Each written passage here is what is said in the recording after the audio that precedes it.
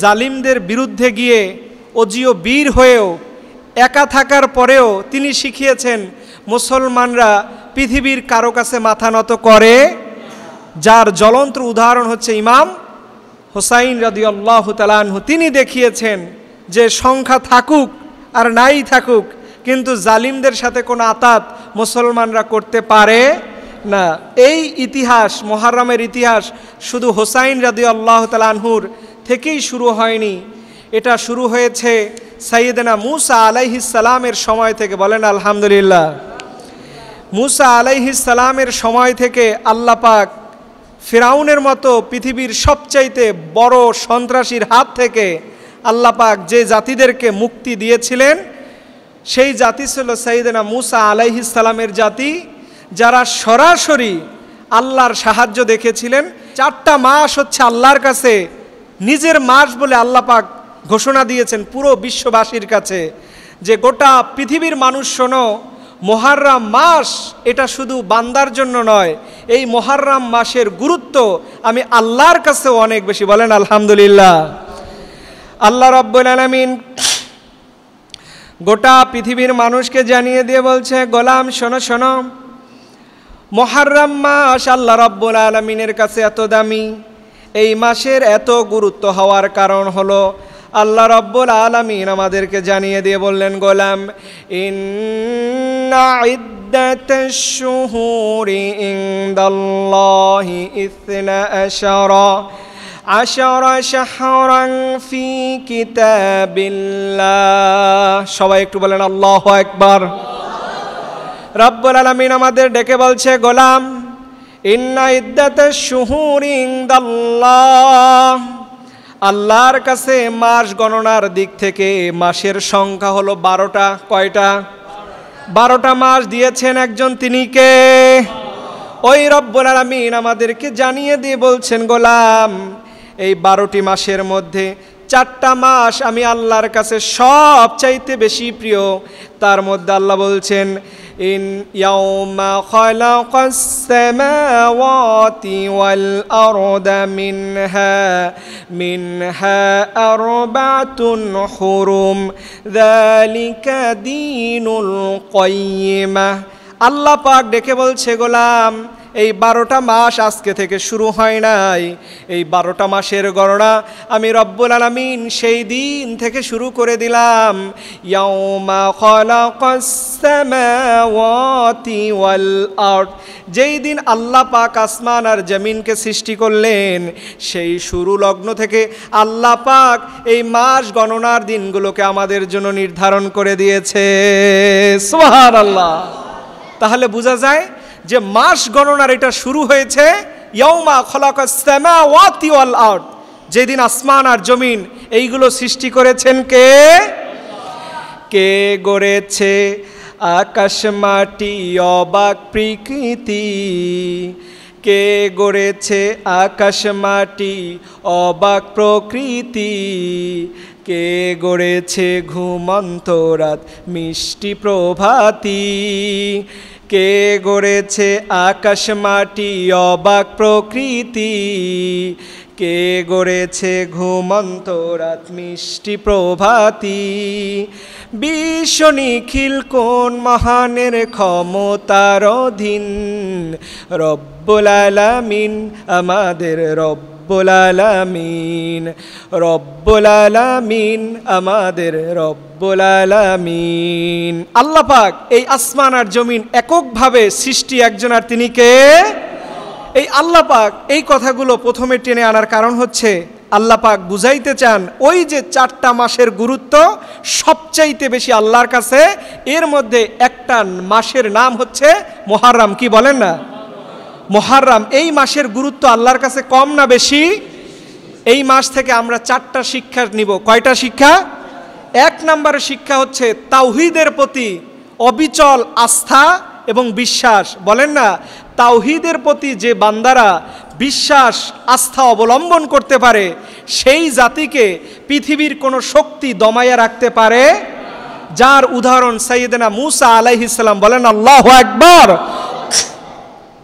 আল্লাহ পাক ডেকে বলছে, গোলাম যারা তাওহীদের প্রতি বিশ্বাস অবলম্বন করবে, রব্বুল আলামিন তাদেরকে গোটা পৃথিবীর সবচাইতে বড় বড় সন্ত্রাসীদের উপরে আল্লাহ পাক বিজয় দান করবেন। যেমন করে মুহররমের মাসে রব্বুল আলামিন ডেকে বলছে, গোলাম সাইয়্যিদনা মুসা আলাইহিস সালামের মতো দুর্বল একজন নবীকে, যেই নবীর কোনো অস্ত্র ছিল না, কোনো সেনাবাহিনী ছিল না, যার কোনো লোকবল ছিল না, তারপরেও আল্লাহ পাক ওই দিন মুসা আলাইহিস সালামকে বিজয় দান করেছেন। তিনি কে? আল্লাহ রাব্বুল আলামিন বলছে, কেন বিজয় দান করলাম জানো নাকি? এর এক নাম্বার কারণ হলো সেই দিন মুসা আলাইহিস সালাম তিনি এক আল্লাহর উপরে তিনি ভরসা করেছিলেন। সবাই বলেন তো মুমিনরা ভরসা করে কার উপর? আল্লাহ পাক সেই কথা কোরআনের মধ্যে সূরা তাহার ৭৭ নম্বর আয়াতে রব্বুল আলামিন তিনি অত্যন্ত চমৎকার করে আমাদের জানিয়ে দিয়ে বলছেন, ওয়ালাকাদ আওহাইনা ইলা মূসা আন আসরি বিইবাদি ফাদরিব লাহুম।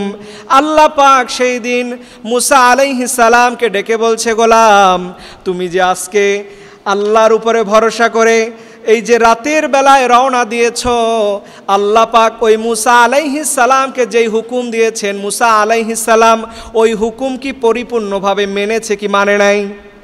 কথা বলে না, মানছে কি মানে নাই? কিন্তু দেখবেন মুসা আলাইহিস সালামকে আল্লাহ পাক হুকুম দিয়েছেন, ওয়ালাকাদ আওহাইনা ইলা মূসা আন আসরি বিইবাদি ফাদরিব লাহুম। ও নবী মুসা, আমি তোমাকে আদেশ দিলাম আমার বান্দাদেরকে নিয়ে, অর্থাৎ মুসা আলাইহিস সালামের উম্মতদেরকে নিয়ে রাতের অন্ধকারে তুমি রওনা হয়ে যাও। সবাই আওয়াজ দিয়ে বলেন তো, সেই দিন মুসা আলাইহিস সালাম কি আল্লাহকে বলেছিলেন, আল্লাহ এই পাহাড়ের পদদেশ থেকে, পাহাড়ের অলিগলি থেকে আমরা কেমন করে এতগুলো মানুষ নিয়ে সেই লোহিত সাগরের দিকে রওনা হব? এরকম কি একটা প্রশ্ন মুসা আলাইহিস সালাম তিনি আল্লাহর কাছে করেছেন নাকি? তিনি একটা বার তিনি আল্লাহর কাছে কোনো আর্গুমেন্ট পেশ করে নাই।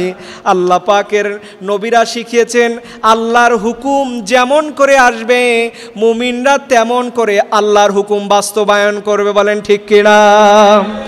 আল্লাহ রাব্বুল আলামিন এর পরে তিনি জানিয়ে দিয়ে বললেন, নবী মুসা তোমাকে যে রাতের অন্ধকারে ঘর থেকে বের করে দিলাম, তোমার সাথে অল্প কিছু মানুষদেরকে নিয়ে রওনা হওয়ার পারমিশন আমি আল্লাহ দিলাম।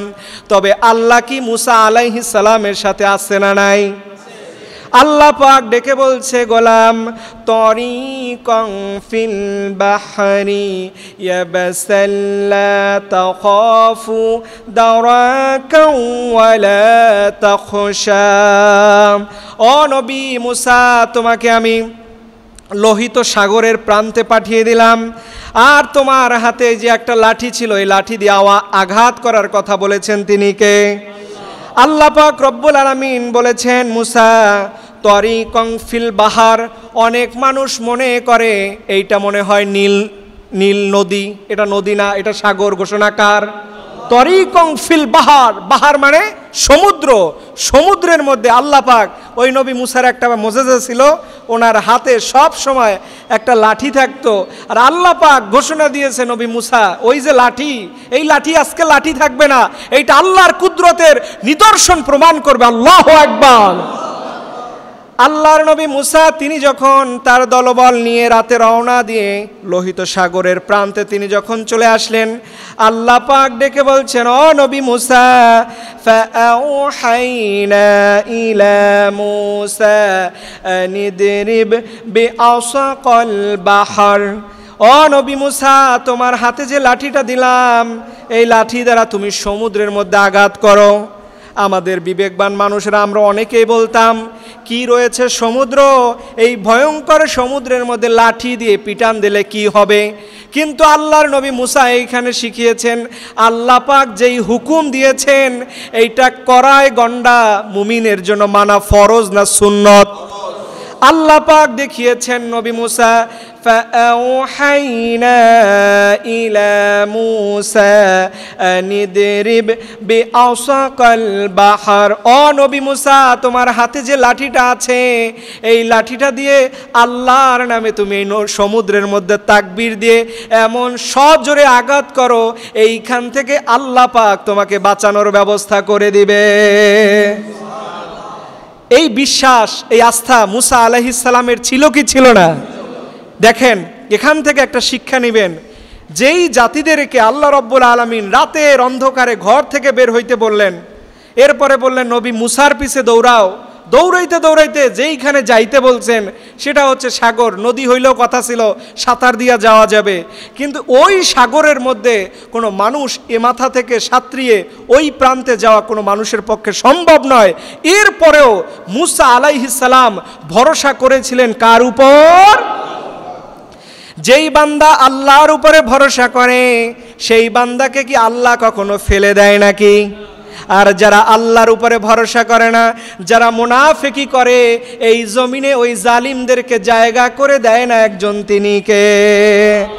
আল্লাহ পাকের খেলা শুরু হয়ে গেল। আল্লাহ পাক বলছে ফালাকা ফাকানা কুল্লি ফিরকিন কাত্তাউদিল আযীম।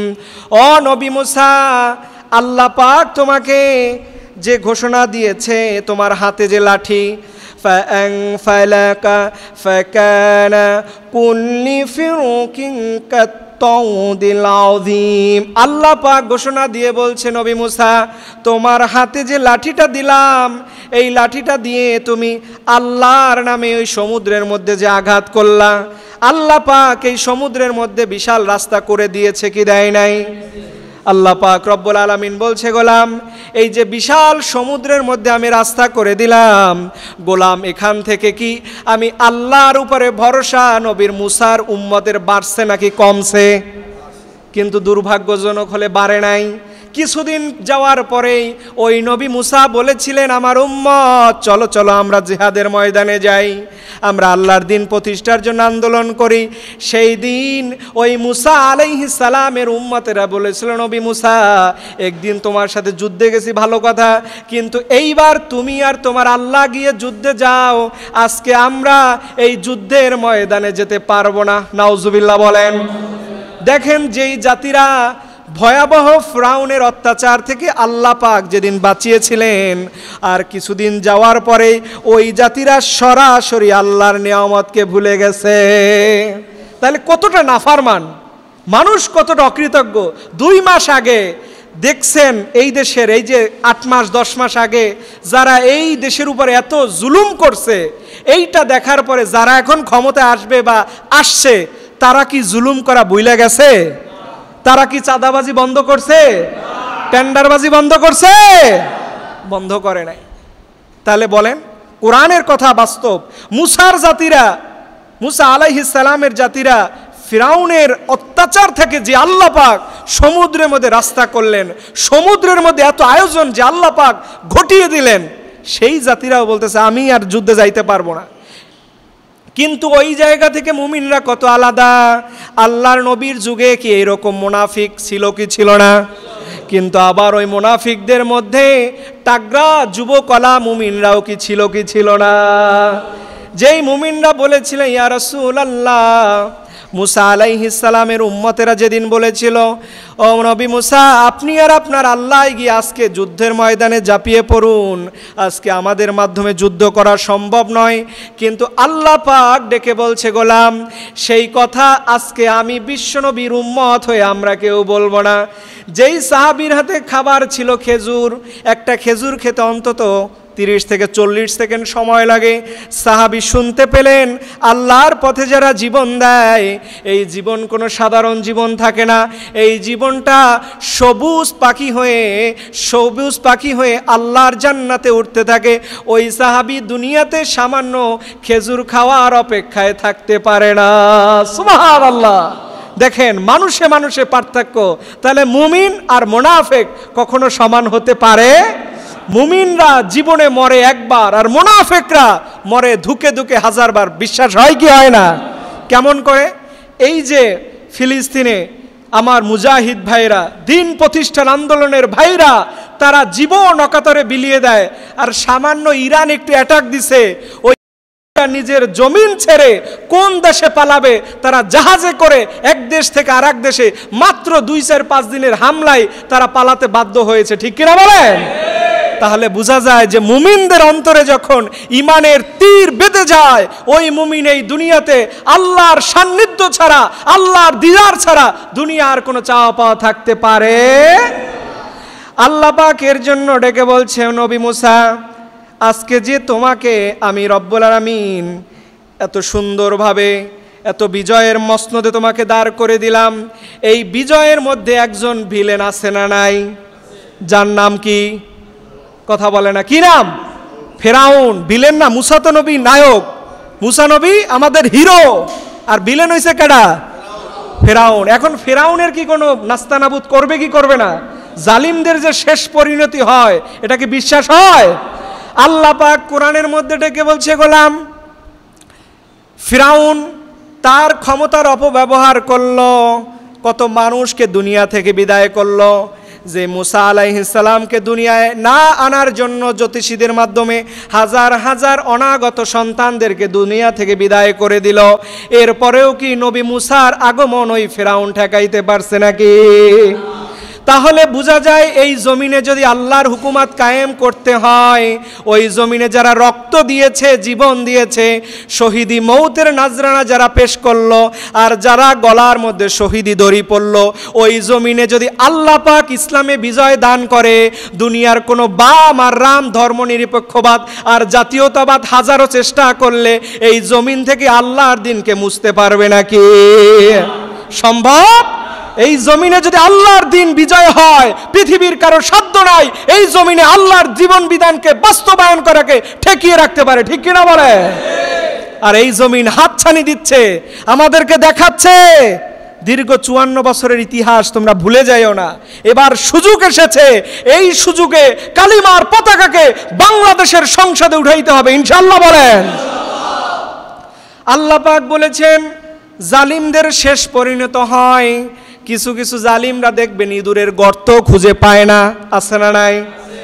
আবার কিছু কিছু জালিমদেরকে আল্লাহ পাক ডেকে বলছেন নবী মুসার ইতিহাস থেকে, ফালইয়াউমা নুনাজ্জিকা বিবাদানিকা লিতাকুনা লিমান খালফাকা আয়া।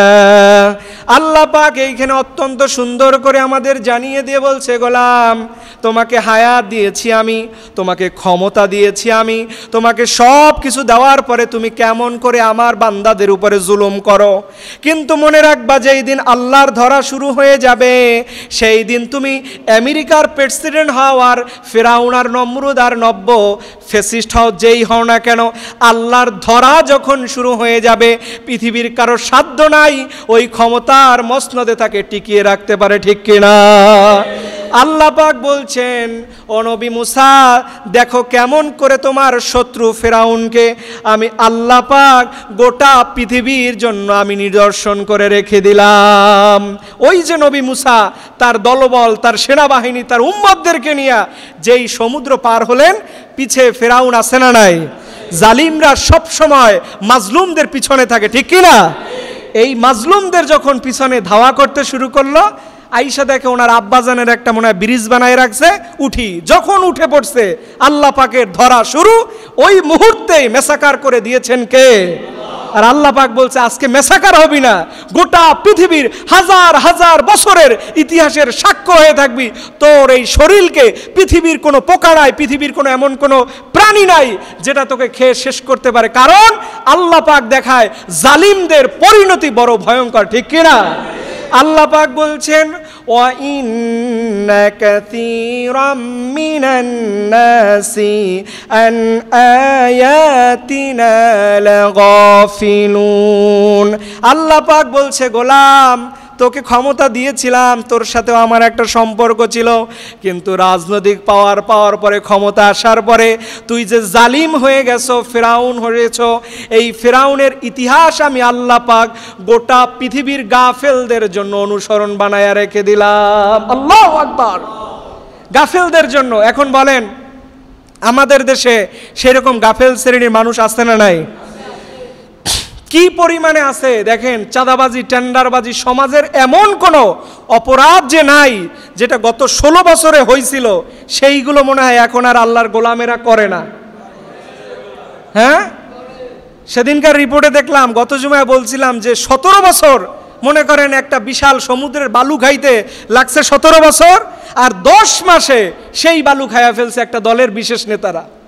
তাহলে এই যদি হয়, আল্লাহ পাকের জন্য বলছে ওয়া ইন্না কাসীরাম মিনান নাস আন আয়াতিনা লা গাফিলুন, এই আয়াতগুলো, এই নিদর্শনগুলো গাফেলদের জন্য আল্লাহ পাকের একটা কি উদাহরণ। সেই দিন যেন এই গাফেল মানুষগুলো না বলতে পারে, আল্লাহ আমরা তো স্বৈরাচার হয়েছিলাম, আপনি যে আমাদের জন্য কিছু কথা কোরআনে রাখছেন এটা তো জানতাম না। কিন্তু আল্লাহ পাক বলছে আনিল গাফিলুন, যারা গাফেল, যারা আল্লাহর ব্যাপারে পথভ্রষ্ট হয়ে যায়, তাদের জন্য ফিরাউনের শিক্ষা দরকার আছে না নাই? ফিরাউন কত বড় ফিরাউন ছিল কেউ তো কল্পনাই করে নাই, অথচ ওই আল্লাহ পাক মুহূর্তের মধ্যে 17 বছরের ফিরাউনকেও এই জমিন থেকে তাড়িয়ে দিয়েছেন কে? আবারও যদি কেউ নব্য ফিরাউনের ভূমিকা আসে, সেই ফিরাউনকেও বিদায় করবেন কে? দুনিয়াতে কোনো ফিরাউন টিকে থাকে নাই, টিকে থেকেছে মাজলুমরা, টিকে থেকেছে আল্লাহ প্রেমী, দিন প্রেমী, কোরআন প্রেমী মুজাহিদরা। ঠিক কিনা বলে? তাহলে বোঝা যায় টিকবে না এই জমিনে, ঠিকই মুসলমানরা টিকবে, হামাসরা টিকবে, ফিলিস্তিন টিকবে। ঠিক কিনা বলে? এই বাংলার জমিন থেকে তাওহীদপন্থীরা টিকবে, যাদেরকে মিথ্যা অপরাধ দিয়ে, যুদ্ধ অপরাধের ট্যাগ দিয়ে যাদেরকে দুনিয়া থেকে বিদায় করা হয়েছে, ওরাই এই বাংলাদেশের আগামী নেতৃত্বে আসবে ইনশাআল্লাহ। বলেন এই কথা আমার না আল্লাহর? কার বলেন? আল্লাহ পাক এই কথাগুলো বলতেছে কি আলোকে বলেন? আজকের সাবজেক্ট কি? মুহররম। কি বলেন না? মুহররম। এটা শুধু ওই যে কপালে আর গায়ের ভিতরে কাটাকাটি, এটা ইসলাম না, এটা ইসলামের স্বীকৃত কোনো বিষয় না, যদিও একটা গোষ্ঠী করে, কিন্তু এটা ঠিক না। ইমাম হুসাইন রাদিয়াল্লাহু তাআলা আনহু শহীদ হয়েছেন, এটা আমাদের জীবনের হারানো না, এটা গৌরবের, এটা গৌরবের। এটাই আসতেছে। ইমাম হুসাইন রাদিয়াল্লাহু তাআলা এমনি এমনি শহীদ হন নাই, তার অন্তরের মধ্যে, তার রুহানিয়াতের মধ্যে বিশ্বনবীর রক্ত ছিল কি ছিল না? এই রক্ত কখনো কোনো জালিমদের সাথে আপোষ নয়, জালিমদের দাঁত ভেঙে দিয়ে ওই জমিনে আল্লাহর হুকুমত কায়েম করাই ইমাম হুসাইনের শিক্ষা। ঠিক কিনা বলেন? আজকেও যারা হুসাইনি শিক্ষার অগ্রগতি বুকে ধারণ করবে, তাদেরকেও আল্লাহ পাক এই বিজয় দান করবেন। ঠিক কিনা বলেন? এখন মুসা আলাইহিস সালাম, এই যে মুসা আলাইহিস সালাম এবং ফিরাউন, এই যে দুইটা পাঠ গেল, এবং এই পাঠের মূল বিজয়টা হয়েছে কখন? মুহররমের দিন। কখন বলেন? এই যে ফিরাউনের অত্যাচার থেকে আল্লাহ পাক নবী মুসাকে মুক্তি দিয়েছেন, সেই দিনটার নাম কি? মুহররম। আবার ইমাম হুসাইন রাদিয়াল্লাহু তাআলা আনহু যেদিন শাহাদাত বরণ করেছেন, সেই দিনটার নাম কি? তাহলে মুহররম বিষয়টা মোটামুটি ক্লিয়ার হয়েছে না? তাহলে দেখেন মুসা আলাইহিস সালাম কি একটা অবস্থা, সবচাইতে পরাশক্তি, যাকে মেরে ফেলার জন্য সর্বোচ্চ তারা প্রস্তুতি গ্রহণ করছে, নবী মুসাকে আর বাঁচাইয়ে রাখবে না, আজকের রাতেই তাকে শেষ করবে। আল্লাহ পাক নবীকে ঘোষণা দিল, নবী এই মুহূর্তে আপনি বাড়ি থাকবেন না, রাতের অন্ধকার, জঙ্গল থাকুক, পাহাড় থাকুক, পর্বত থাকুক, আপনি বের হয়ে যান। যাবেন কোথায়? মনে করেন এই সন্ধ্যা নদী, এদের নদী না, এটা লোহিত সাগর। আল্লাহর কাছে কি নবী মুসা একবারের জন্য বলছেন যে আপনি যেখানে পাঠান ওইখানে গিয়ে পরবর্তী জামু কই? ওখানে তো লঞ্চও নাই, জাহাজও নাই, নৌকাও নাই। উনি কোনো প্রশ্ন করেছিলেন? এটা বুঝাই কি? আল্লাহর উপরে পূর্ণ ভরসা। সুবহানাল্লাহ বলবেন না? এই আলোচনার মূল থিম হচ্ছে দুইটা, এক হচ্ছে তাওহীদ, আল্লাহর উপরে বিশ্বাস, আর একটা হচ্ছে আল্লাহর উপরে পূর্ণ ভরসা। এই পূর্ণ ভরসা মুসা আলাইহিস সালামের মধ্যে কম ছিল না বেশি ছিল? সম্পূর্ণটুকুই ছিল। আর যার কারণে আল্লাহ পাক লোহিত সাগরের মধ্যে আল্লাহ পাক তার জন্য ব্রিজের ব্যবস্থা করেছেন, তার জন্য রাস্তার ব্যবস্থা করেছেন কে? ওই আল্লাহ। আমাদের এই মুসা আলাইহিস সালাম থেকে আমরা দুইটা শিক্ষা পাই, একটা হচ্ছে তাওহীদ, অর্থাৎ আল্লাহর উপরে আস্থা এবং বিশ্বাস, এবং আল্লাহর উপরে পূর্ণ ভরসা। মানে দুনিয়াতে কেউ আপনার সাথে যদি নাও থাকে, আছেন একজন, তিনি কে?